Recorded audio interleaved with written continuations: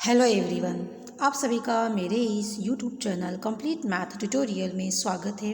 आज का हमारा टॉपिक है जॉर्डन कैनोनिकल फॉर्म। इस वीडियो लेक्चर में हम जॉर्डन कैनोनिकल फॉर्म के ऊपर एक क्वेश्चन सॉल्व करेंगे। तो चलिए आज का वीडियो स्टार्ट करते हैं। Find Jordan canonical form of the following matrix. आपको क्वेश्चन में ये एक मैट्रिक्स गिवन है, इस मैट्रिक्स का हमें Jordan canonical form find out करना है। तो सॉल्यूशन स्टार्ट करते हैं हम लोग। सबसे पहले मैट्रिक्स को हम कुछ एक नोटेशन दे देते हैं से ए।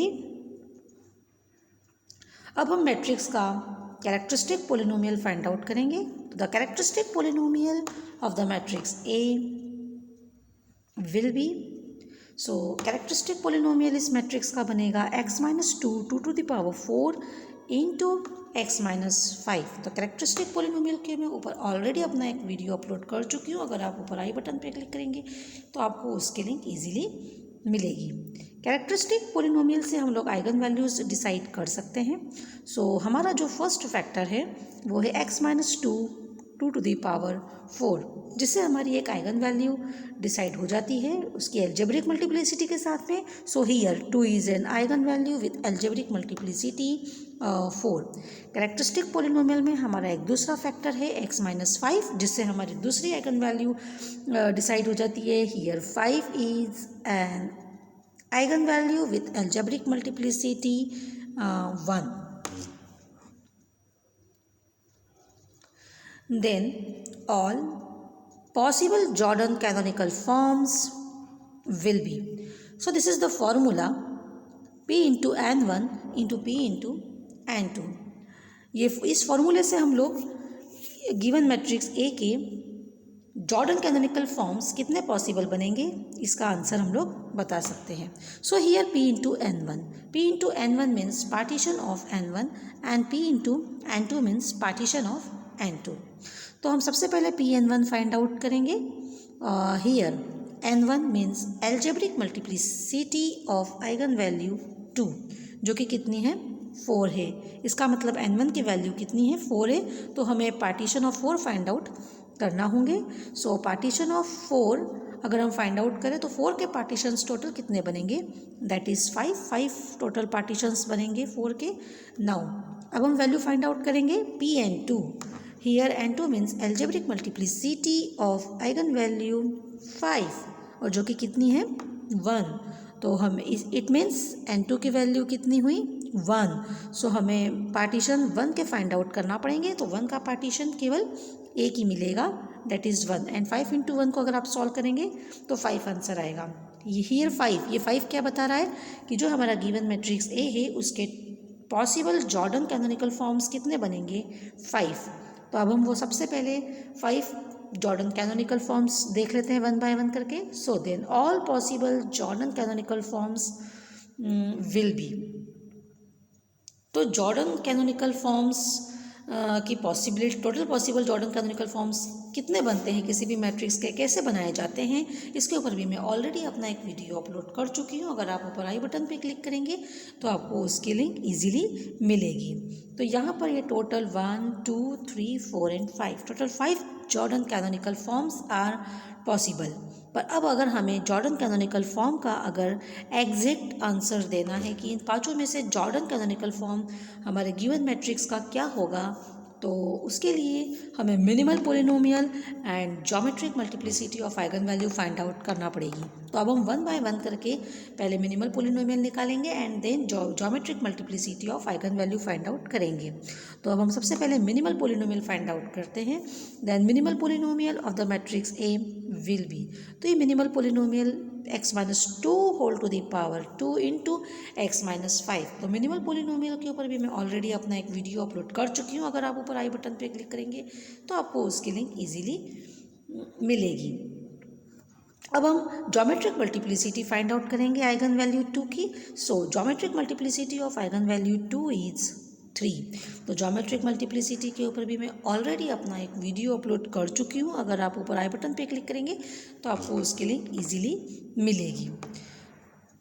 तो geometric multiplicity and minimal polynomial दोनों फाइंड आउट होने के बाद में अब हम इजीली हमारे जॉर्डन कैनोनिकल फॉर्म का एग्जैक्ट आंसर बता सकते हैं। So then required Jordan canonical form of the given matrix A will be. तो ये हमारे जॉर्डन कैनोनिकल फॉर्म का एग्जैक्ट आंसर ये मैट्रिक्स रहेगा। तो हमने minimal polynomial and geometric multiplicity के बेस पे ये आंसर कैसे लिखा, चलिए हम इसको डिस्कस कर लेते हैं। तो हमें सबसे पहले मिनिमल पोलिनोमियल में x-2 की जो पावर है, पहले हम अगर इस पावर की बात करें तो ये पावर हमें ये बताती है कि हमें हाईएस्ट से हाईएस्ट कितने बाय कितने का Jordan block Jordan canonical form में रखना है। तो जॉर्डन ब्लॉक के ऊपर भी मैं ऑलरेडी अपना एक वीडियो अपलोड कर चुकी हूँ, अगर आप ऊपर आई बटन पे क्लिक करेंगे तो आपको उसकी लिंक इजीली मिलेगी। तो यहाँ पर ये 2 पावर ये बता रही है कि हमें आइगन वैल्यू 2 के लिए हाईएस्ट से हाईएस्ट 2/2 का एक जॉर्डन ब्लॉक बनाना है। सो हमने यहाँ पर 2/2 का एक हाईएस्ट ऑर्डर मतलब 2/2 का एक जॉर्डन ब्लॉक हमने यहाँ पर बनाया है। नाउ अब आइगन वैल्यू 2 की ज्योमेट्रिक मल्टीप्लिसिटी जो हमने फाइंड आउट करी है जो कि 3 है, ये 3 ये बताता है कि total Jordan blocks eigen value 2 के लिए टोटल 3 ब्लॉक्स बनाने हैं। तो हमने यहाँ पर टोटल 3 ब्लॉक्स बनाए हैं। 2/2 का ये पहला ब्लॉक है, 1/1 का ये दूसरा ब्लॉक है और 1/1 का ये तीसरा ब्लॉक है। तो ऐसे टोटल आइगन वैल्यू 2 के लिए टोटल 3 जॉर्डन ब्लॉक्स हमने यहाँ पर बनाए हैं, जिससे हमारी आइगन वैल्यू 2 की एल्जेब्रिक मल्टीप्लिसिटी भी सेटिस्फाइड हो रही है।